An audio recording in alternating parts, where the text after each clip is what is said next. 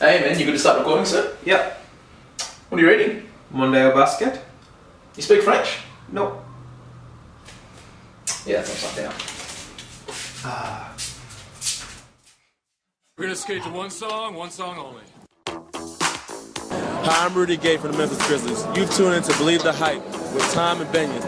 Layups are for girls. Hi, this is Arnold, your instructor.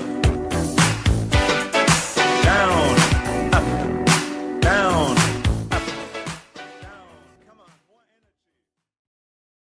Hello, Hoops fans, and welcome back to the Believe the Hype NBA podcast for our 2013-2014 NBA season preview. I'm Tom Reed, and as always, I'm joined by a man who's a little bit disappointed that Iman Shumpert, his high-top brother from another mother, is no more. He's cut the hair, mate. What's going on? Look, tough times for Flat Top Nation, but we'll persevere. We've got Nerlens Noah coming into the league this year, and hopefully he can give us that boost to get the numbers back up to three guys. But until then, it's been a tough off-season for you, man. I mean, first Drew Holiday, then now this. It really has. It's been too much for me to handle, but the off-season is nearly over. There's only 4 days until the NBA season tips off, and there's no better way to get into it than going in with our season predictions. Yes, definitely. So this episode, guys, we are going to not go through every team for 90 minutes like we have the last few years, but we're going to go through a few predictions for the year, such as who's going to make the playoffs and certain awards as well. Yeah, we'll run through everything and hold ourselves accountable for the end of the season when we come back and look upon these horrible, horrible predictions that I'm assuming are going to be very wrong come playoff time. As always, mate, I'll get them all right and you'll get them all wrong. Here we go. Still holding on to that prediction win from All-Star Weekend, getting one prediction right, look, and you got none. 1-0 isn't really a strong enough victory margin, but you'll take it. So, Benyam, let's start off with the Eastern Conference playoff race. I mean, a lot's happened in the Eastern Conference throughout this off-season. A few teams have got better. A lot of teams have got better in the Eastern Conference, actually. A few teams who were sell as well as last year have made a few big moves throughout the off-season and now a legitimate shot at making it to the playoffs in a year that a lot of teams want to tank for a good draft pick.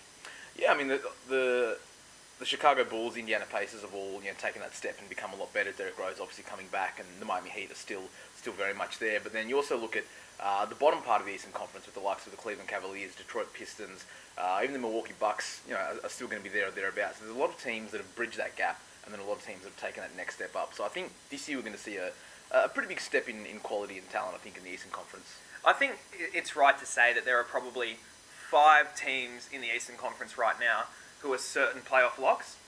That would be the Miami Heat, the Indiana Pacers, the Chicago Bulls, and the Nets and the Knicks as well. Yeah, I think those 5 teams are definitely, not necessarily in that order, but I think that top 5 is definitely locked up. But then once you sort of get beyond those teams, there's a lot of room for a lot of teams, coming in through positions 6 through 8, and quite frankly, anyone of up to 2 to 5 teams, maybe even 6, could make a potential run at that 7th and 8th seed. So it's going to be interesting, I think, particularly the bottom half of the Eastern Conference. So, mate, what's your 1 through 8 in the Eastern Conference right now? All right, coming in for me, I've got the Miami Heat finishing first, Indiana Pacers second, then the Chicago Bulls, the New York Knicks, Brooklyn Nets at 5. Atlanta. Knicks over Nets. Yeah, but they're going to meet in the playoffs in the 4-5, so that's okay. Then I've got the Atlanta Hawks at 6, Cleveland Cavaliers at 7, scraping in, and then the Detroit Pistons making up the 8th seed. So you got no Wizards in the playoffs? Look, I was very much flip-flopping between the Wizards and the Detroit Pistons. Both teams have gotten exceptionally better from last season, but I am sold on Washington, but I think maybe not this year. I like what I'm seeing from Detroit. Well, this time last year we sat down and I predicted the Washington Wizards to grab the 6th seed and obviously that did not happen. But this year I'm going around again. I mean, this was pre-Marcin Gortat trade, which we saw happen this morning. Obviously they got rid of Okafor and in comes Gortat. This was pre that. I still have them as the 6th seed this year. I've got the Miami Heat, obviously, at number 1. I've got the Chicago Bulls finishing with the 2nd seed, the Indiana Pacers with the 3rd, the Brooklyn Nets 4, Knicks 5, Wizards 6, Cavs 7, Hawks 8, with the Pistons and the Bucks just missing out. And I feel between those final 5 positions, there'll probably only be 4 or 5 games between them. I can see them, all 5 of those teams, getting very close to those final 3 spots. Definitely. I think there won't be a lot in it, and I think the points of difference to find between these teams, I think, will be health. And a lot of these teams have had a lot of issues with star players being hurt for extended periods of time. Kyrie Irving with the Cavaliers. John Wall, obviously, last season was phenomenal when he came back for the Wizards. So, depending on health situations for teams, I think that's really going to be the defining factor for me, because, quite frankly, those sort of 5 teams, you could even throw the Toronto Raptors in there as well, they're all quite close. I mean, they're probably the bottom of the pack, but there's not a lot separating them. So I think health is really the only key difference. The one thing that sort of makes me think that the Toronto Raptors won't be in or about around the conversation, even though if you look at the moves that they made last season, and they definitely improved when Rudy Gay came into town, but I can just see Ujiri being a guy. He's now the GM of a team. It's a roster that he's inherited. He's probably going to want to build a team for himself. And so that's why I feel the Raptors, they sort of, with the roster they got now, they can definitely be a playoff team, but I can see Ujiri tanking for Exum.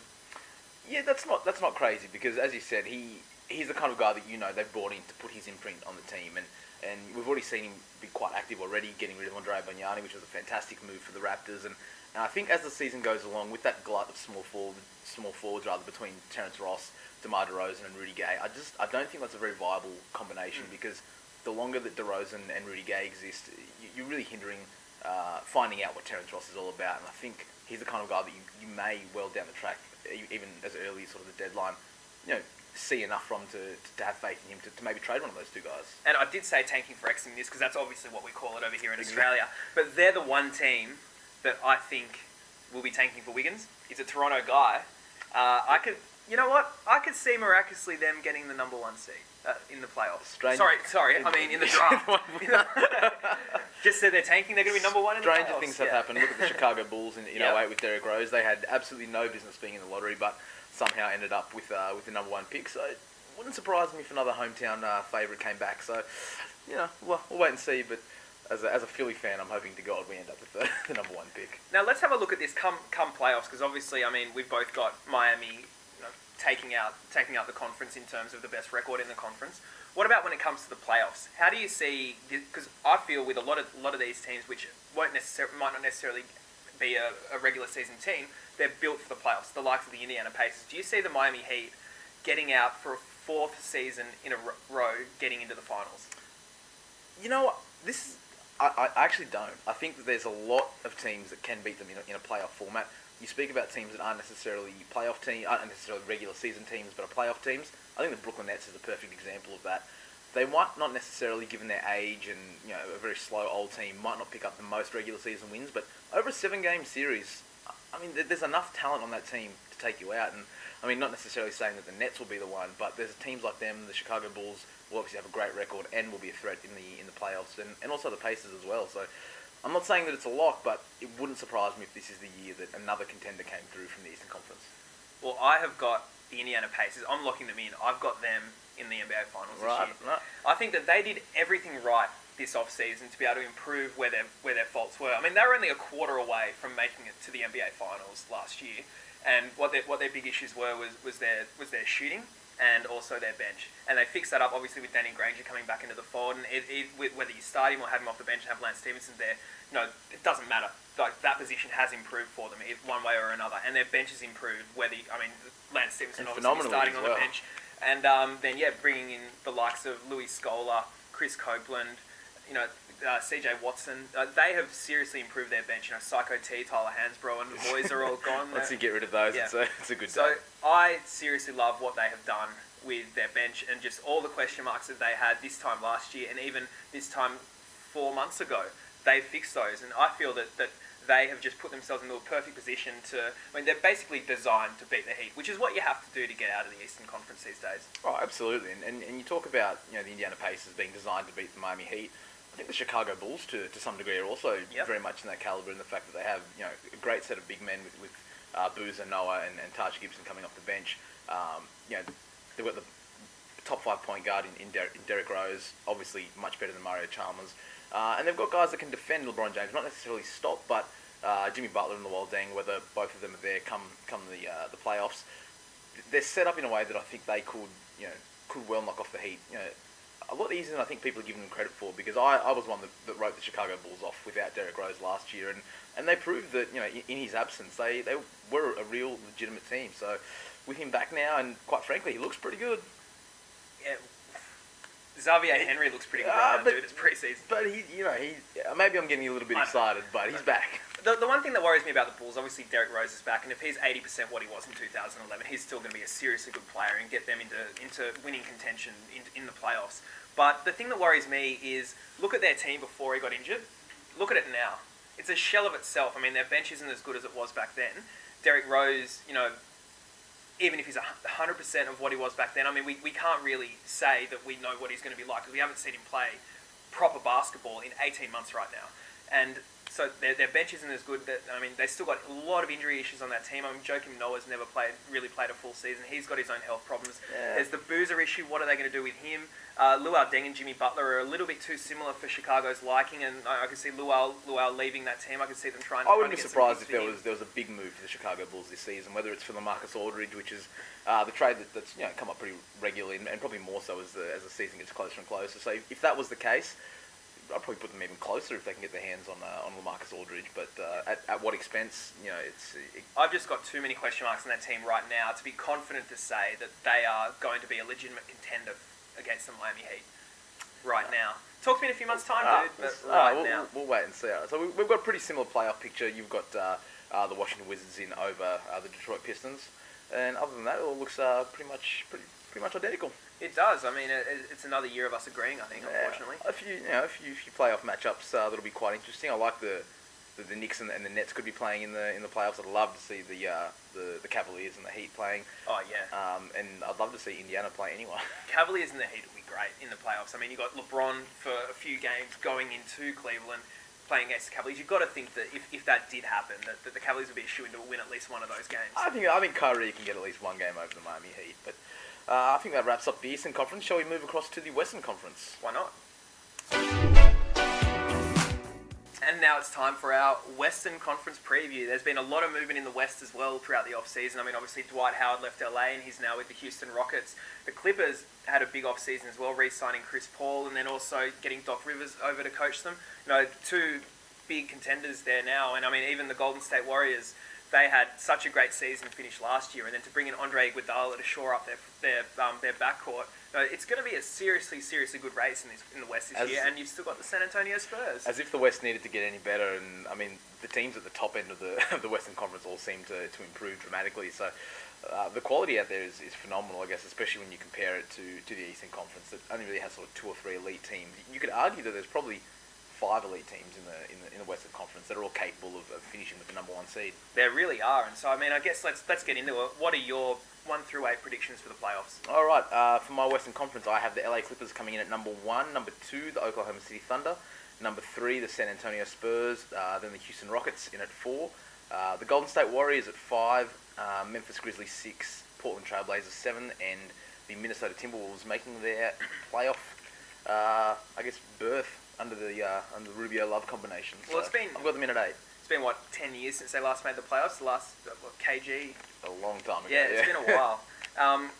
Mine's relatively similar and relatively different to yours at the same time. Once again, I've also got the Clippers with the number 1 spot. I just think that they're such a great regular season created team.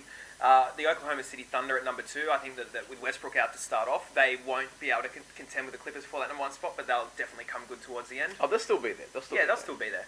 The Golden State Warriors at number 3, they're just seriously good team. It's hard to write them off. And then at number 4, the Houston Rockets. I think they'll have a few teething issues, but they'll still be there or thereabouts. San Antonio at 5, I can see them sort of falling back just a tiny bit this year, purely because I could see them resting a lot of their older guys, Tim Duncan, Manu Ginobili, even Tony Parker to an extent, who's exhausted after his long few months that he's had, obviously Eurobasket, NBA Finals. He needs some rest, so I can see them sort of falling back a tiny bit there. The Memphis Grizzlies at number 6, the Portland Trailblazers at number 7, back in the playoff picture. And number 8. Don't say it. Don't say what? I know what you're going to say. What am I going to say? You say it. The Los Angeles We Lakers. all knew that was coming. Justify the Lakers for me. You've got them at the 8th seed. What's getting them there? The Lakers, 15 players on contract. 13 of those players in contract years.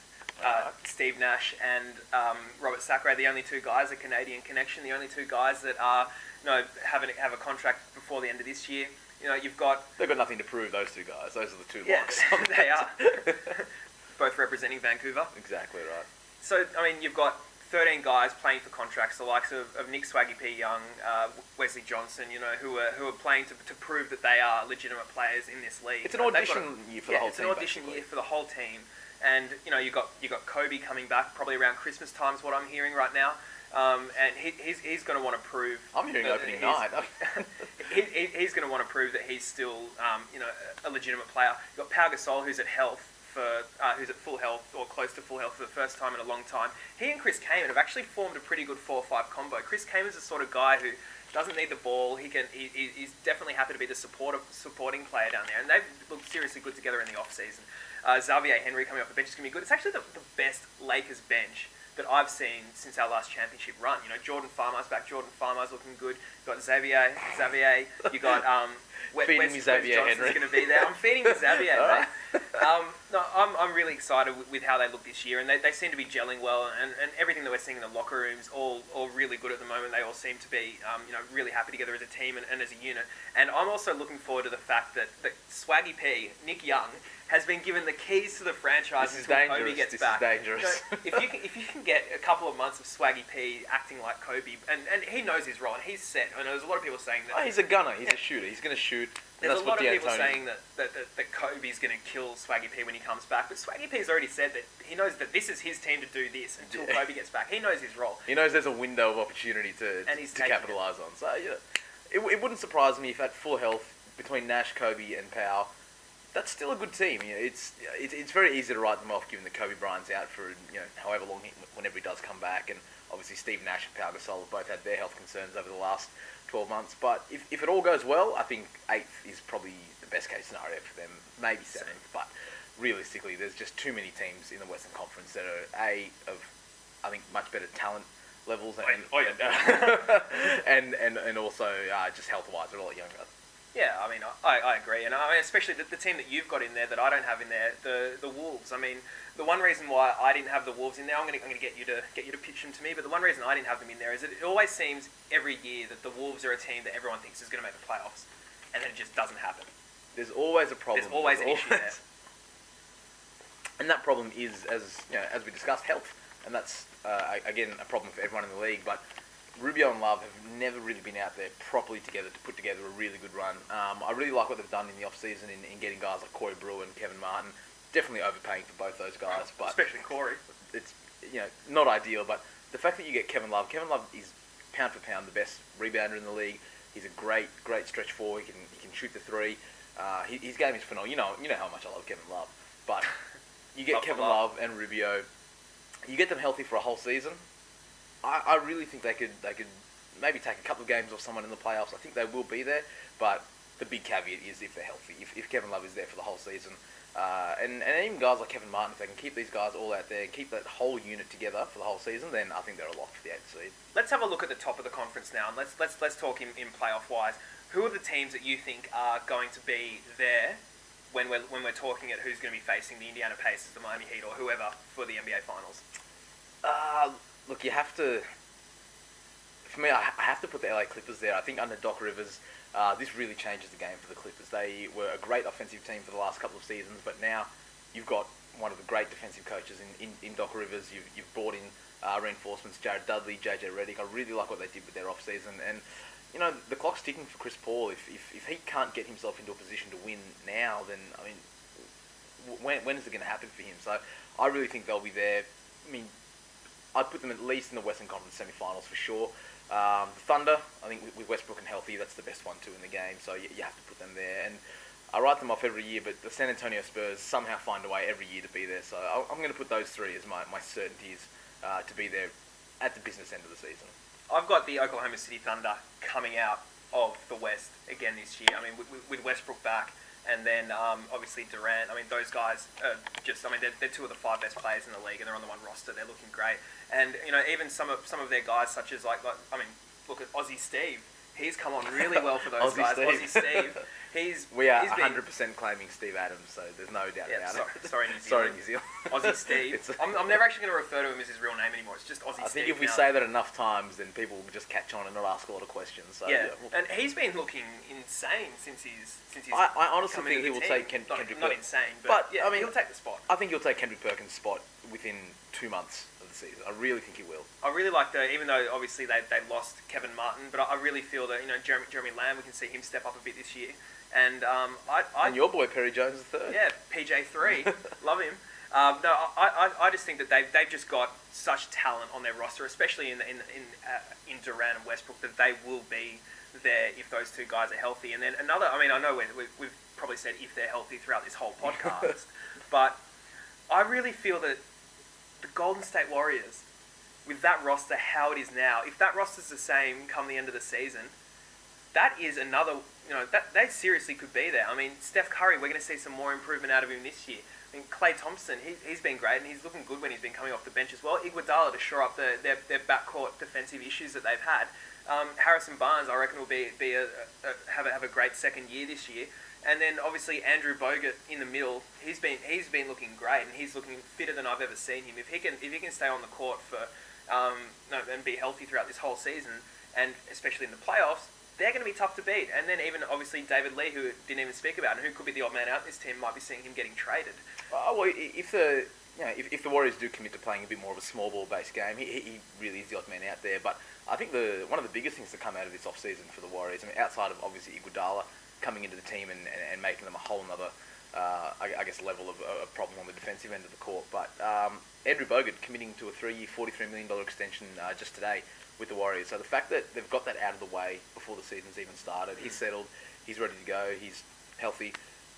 Yeah, I think that's fantastic. I think that's a really underrated sort of good move from the Golden State Warriors to get that done now. And especially with, I mean, there was a lot of over Bogut's head with the fact that they tried to get rid of him for Dwight Howard in the off-season. He didn't really know where he sat in the franchise. Now he knows he's going to be there for another 3 seasons. That's definitely a big weight off his shoulders. I know we're talking about contract years, but he's the one sort of guy that doesn't need a contract year to perform. He doesn't need needs to muck perform around. because he needs to prove that he is a number 1 draft pick, which he was. And he's finally got a season which is healthy, and they're going to be seriously scary. I'm predicting right now he'll be an All-Star.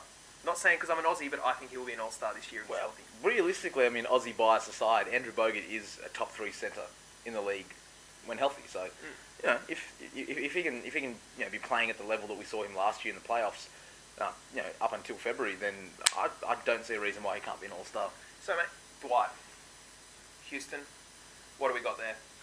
Harden? I like it. I really like what I've seen from the Houston Rockets in general, but Dwight Howard looks very fit. He's been back in the weight room. He looks huge again. He looks like 09 Orlando Dwight. He's got those shoulders back. He's massive. I feel that we just need one more year out of them to click.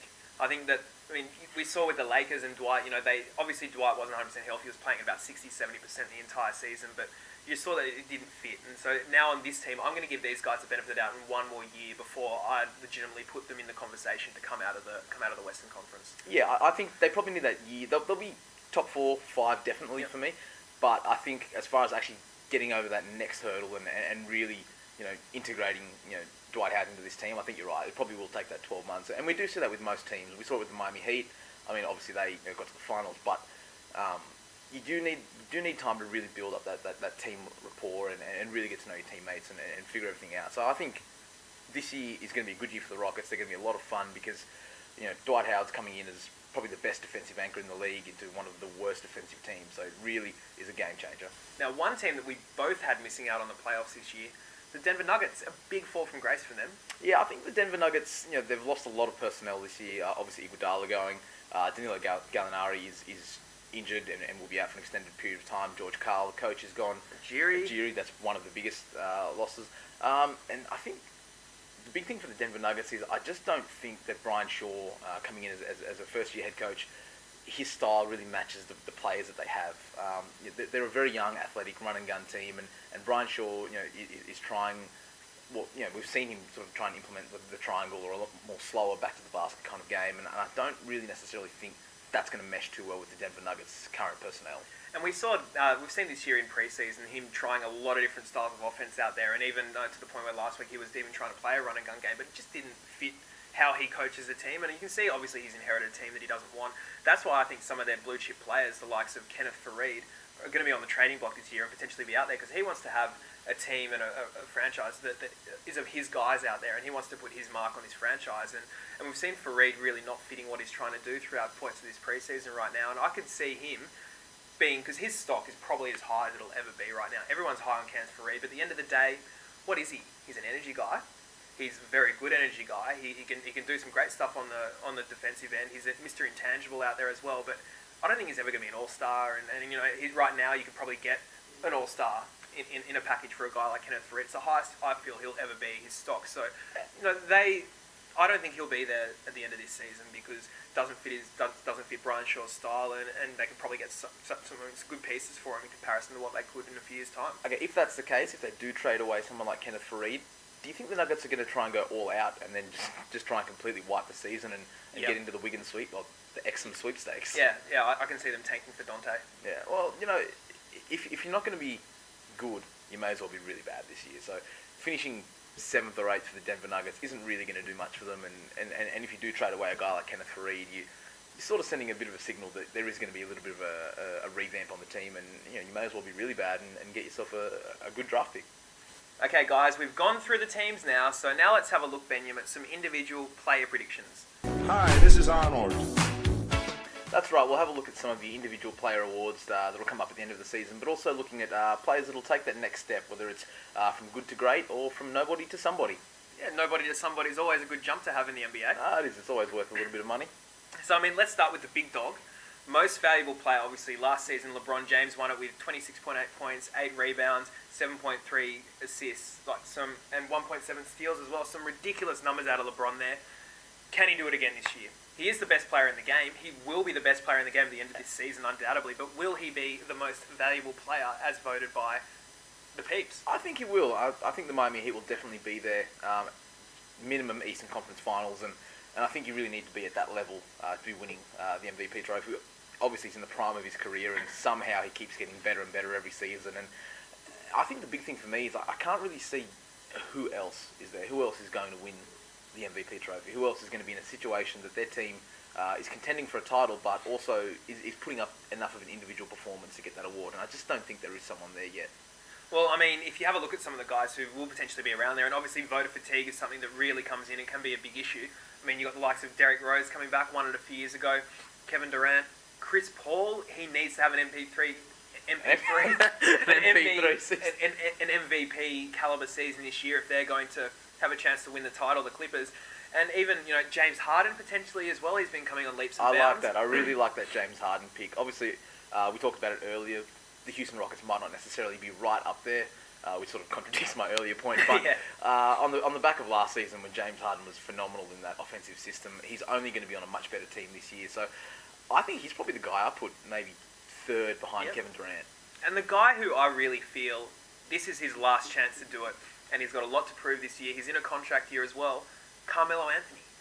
I'm putting him in that conversation there as well. For if the Knicks can do something this year, if they don't fall off a little bit like people say they do, and Melo has a real breakout year, because this is his last year to prove that he should be considered one of the best players in the league. And you know, so I'm putting him in the conversation right now. I'm not predicting him to be the MVP, but I think he deserves just as much credit as those guys do at the moment. I think he's in a similar boat to Chris Paul, and it's kind of a put up or shut up year for Melo because obviously coming in that 03 draft class, he's seen Dwayne Wade, LeBron, and Chris Bosh all experience great success, and he's kind of the other guy from that draft class that hasn't quite made that step.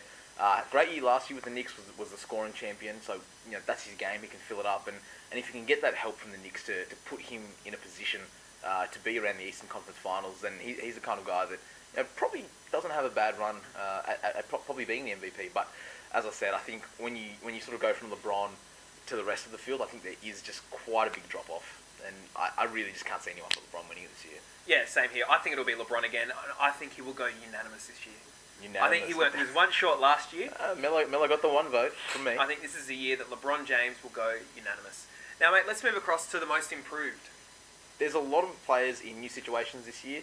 Obviously, most improved generally reflects more minutes, more playing time, more stats. We saw that last year with Paul George.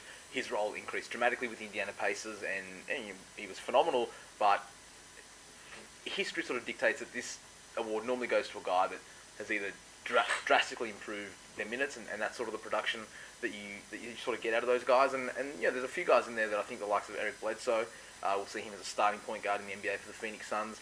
And I think the Utah Jazz big men, Enes Kanter and Derek Favors, both now are the starting 4-5 for the Utah Jazz. Millsap and Jefferson both gone now. So those guys are going to have big years, I think. So those are my three that I think will be there or thereabouts. Yeah, one thing that I sort of don't like about the Most Improved Player award is I don't like giving it to people who are in their second year.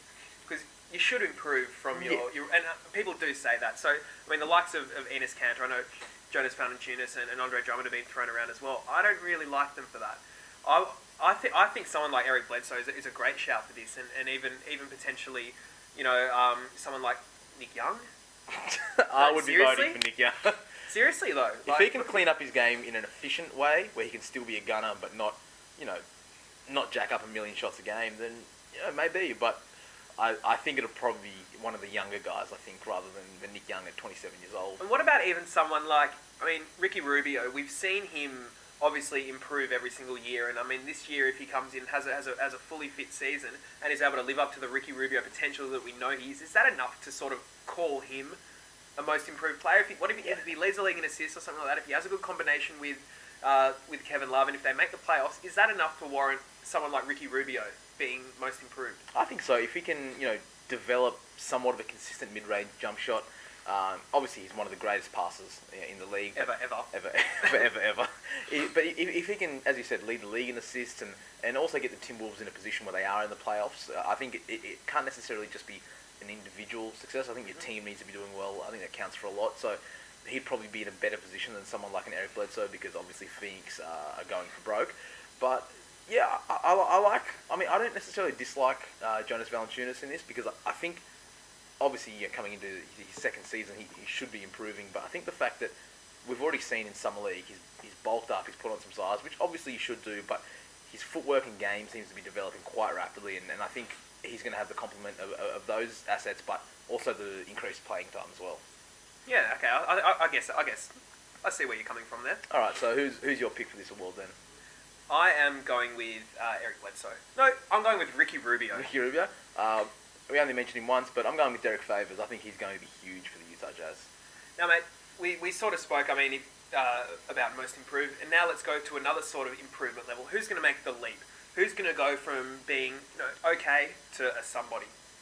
I think it's going to be Anthony Davis. Again, it comes back to that second year sort of thing where you should be getting better, but based on the small sample size of preseason, Anthony Davis has been monstrous. He's been averaging 23 points, 9 rebounds, and just for a guy that's come into the league as a project type player, for his defensive skills, he can score the ball. He can. So I really like him and what he's going to be doing in this Pelicans team this year. So I'm really looking forward to him. I'm going with John Wall, dude. John Wall got his Oprah money in the off-season, got paid big by the Washington Wizards. They put their faith in him. I've already predicted him to finish sixth in the league this year, in the East this year. So I can see John Wall having a real breakout year and even challenging to Kyrie Irving for that next big up-and-coming point guard position. Even Kyrie's another guy who really could make the leap as well. I think those two guys are both in line for a very, very big season. But I'm calling John Wall to make the technical leap. He's not an all-star. Kyrie's already been an all-star.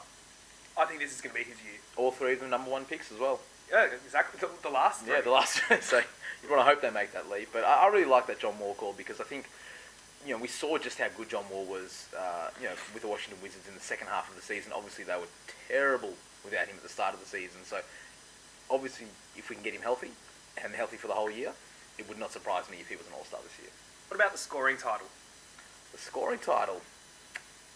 I'm going to go with Kevin Durant for this one. He was very close last year. He was leading most of the season, and Melo had that late freak out where he just could not stop scoring. But I think now with Russell Westbrook out for the first month to 6 weeks of the season, Kevin Durant he's going to have a lot of responsibility for the Thunder to score 95% of their points. So he's my scoring champion.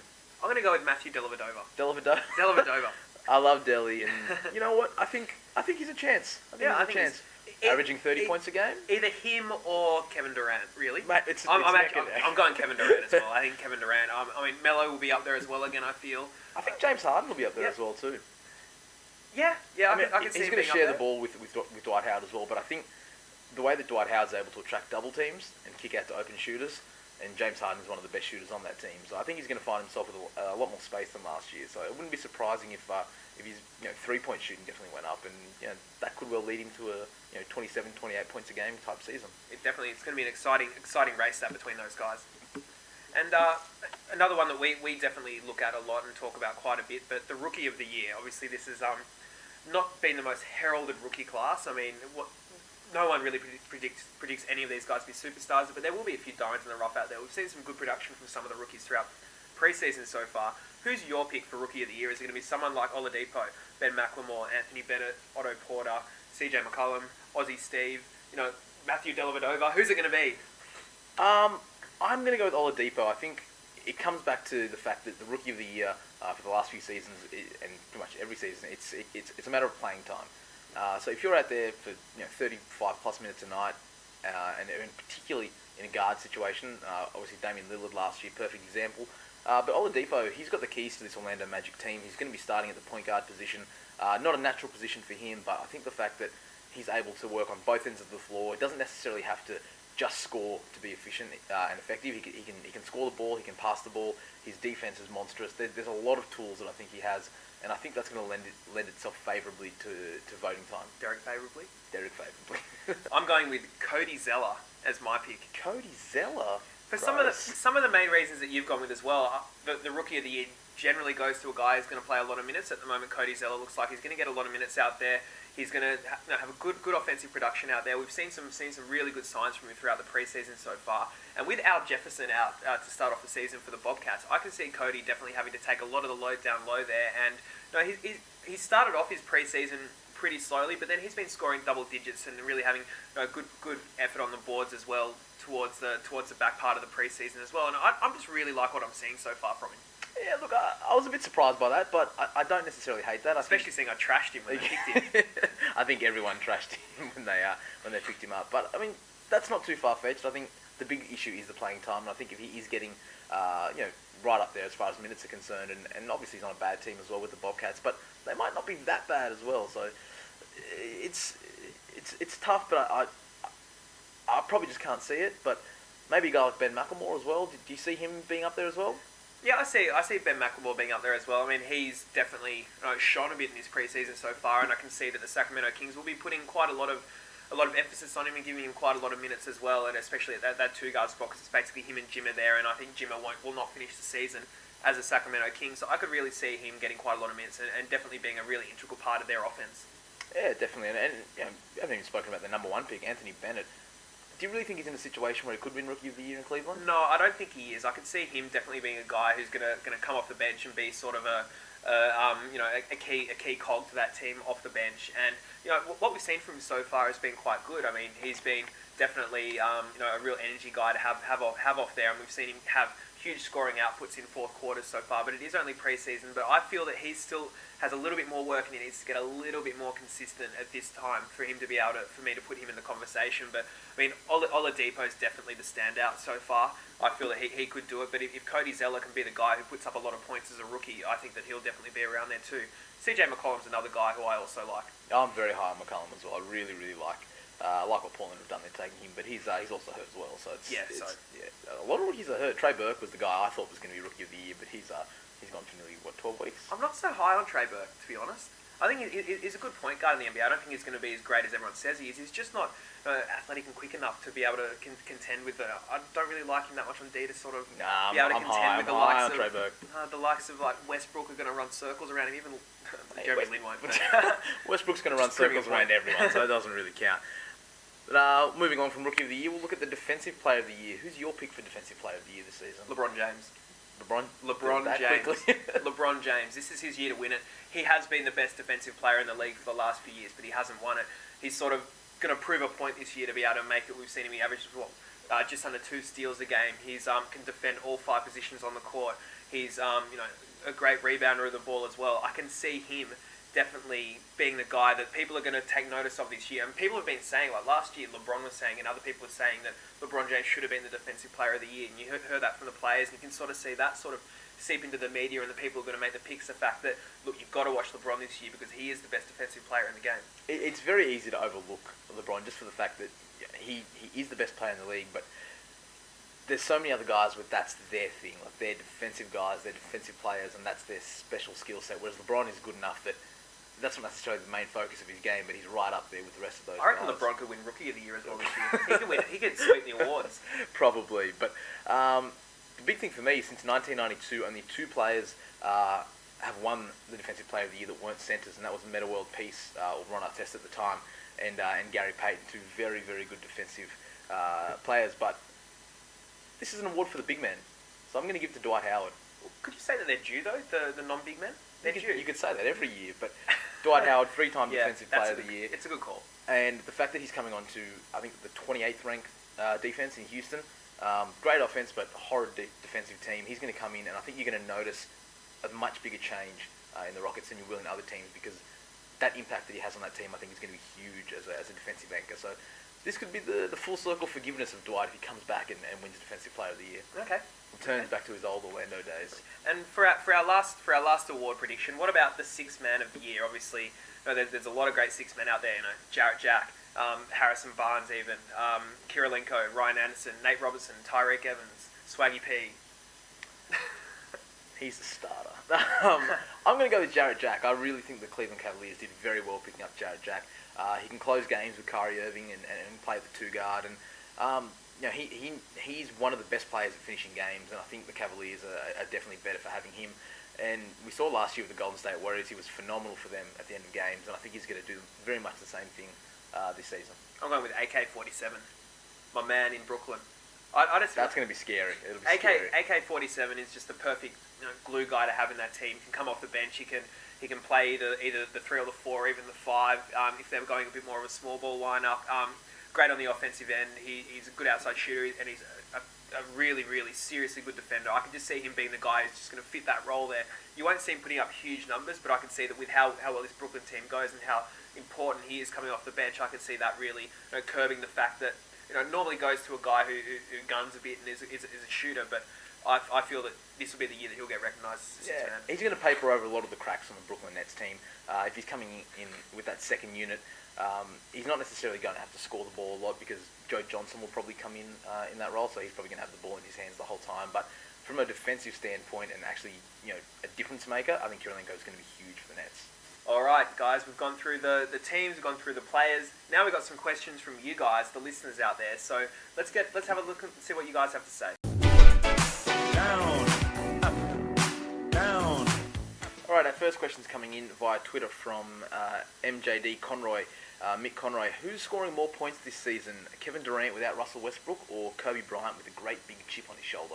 Well, I picked Kevin Durant to be the leading scorer this year, so I'm still going to have to go with Kevin Durant, obviously. I mean, Kobe, we still don't fully know what he'll get back to. If he'll get back to it, he won't get back to full health, but sort of what Kobe will see out there. So I can see Kevin Durant being the guy who's going to put up, could be around about 35 points a game or something like that until Russell Westbrook gets back. Yeah, if we're looking at it just on who's going to average more points this season, obviously Kobe Bryant missing a big chunk of the early part of the season. I still think you're right. I still think Durant is going to blaze this year. So I think he's going to score a lot of points. And as you said, we had him for scoring titles, so we'll stick with that. We'll go with Kevin Durant. All right, now to our next question. This one's come through from Alex Young on Twitter. Can you tell me just how much the Celtics are going to suck this season, just so I can prepare myself properly for the heartache? They're going to suck real bad. Yeah, a lot. Like Philly, Phoenix level. Like that. It's going to be bad. Do you see Rondo sticking around? I don't know if... yeah, maybe, but unless they can get a good enough deal for him that involves draft picks and really rides in with the whole tanking thing. But the fact that he's not playing for X amount of months, we don't know if he's even going to come back this season. Probably won't.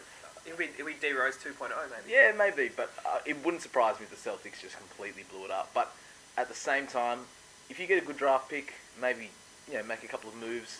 You've got Rondo, Jeff Green, whoever you get in the draft. You're sort of on the right track to rebuilding. So I'm probably more inclined to think you might stay. I mean, my big thing is, I say if you're a Celtic fan, just ignore the NBA this year. You don't want to be an NBA fan this year if you're a Celtic fan. No, you've got the Bruins. Be a hockey fan. Get into hockey. Try baseball. Yeah, try There's baseball. plenty of other sports. Yeah, well, the Red Sox are in the World Series, aren't they? Take this season off, I think. Yeah, take this season off. You don't have to watch it. Brad Stevens will be good in a few years' time. He's got 6 to prove it, so... How's that? His wife's his agent. His and wife a good got him agent a at 6-year that. deal, yeah. No one gets 6-year deals doing anything. No. All right, now the next question that's come in is from Paul Henderson on Twitter. Who will be the first head coach fired? A lot of new head coaches this season. There are a lot, but I'm going to go one who isn't a new head coach. I'm going to go with Mike D'Antoni. The Lakers have shown an appetite for firing coaches, so this in no way would surprise me. I still think there's a couple of other guys that are also on the block. I think Dwayne Casey in Toronto. Yep. They could very well suck this year. Terry Stotts in Portland is another guy that, if they don't make the playoffs this season with a pretty good team, then I could see him going. But I don't think there'll be a lot of coaches going this year. I don't think there'll be any real. I mean, he's the only one that I could think could be potentially a mid-season coach that's fired. I think that it'll be someone like like a D'Antoni or one of those teams that are trying to make the playoffs to be fired. I think the teams that are at the lower end of the spectrum, the teams that are tanking, they will not. None of those coaches will be fired because they're like, oh, if our coach sucks, cool, we're going to get a good draft pick. That's what we want. And our last question from the listeners has come in from @NickGoard on Twitter. Who's going to lead the league in bench celebrations this year? This is the most important question that we kept it for last. This is what this is all about. This is what we're about. I've spoken about them a lot, and I apologise, but I'm going with the Los Angeles Lakers and Robert Sacre. This guy right here to lead the league in bench G-ups once again. The Lakers bench mob have really started to show their full worth of G-ups. I mean, Sacre and Jordan Hill are really broing it out lately on the bench, and seen them like with some good hugs and stuff like that. They're giving off a very Dean Portman, Fulton Reed kind of. It really is. They are the Bash brothers. Brothers of the NBA right now. We saw them obviously when Jamison was interviewing Steve Blake in Vegas the other week, and we saw him. In the background, there was Robert Sacre and Jordan Hill singing, and he said they were like hugging and singing and stuff like that. It's a real jock fest there, and it's just something that I could see that really transferring to off the court on the bench there.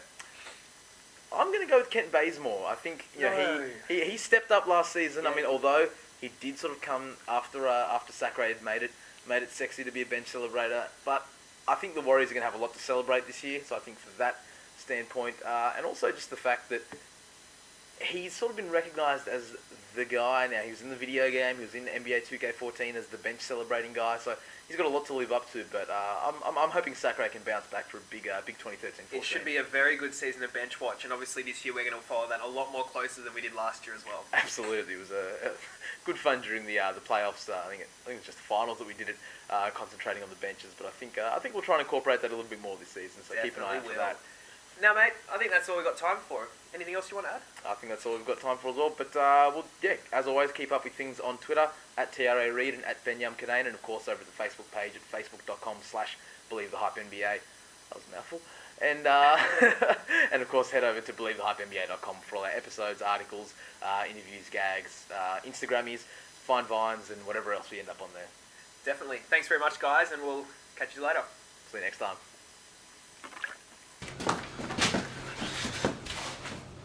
Oh, you guys are still here? See ya.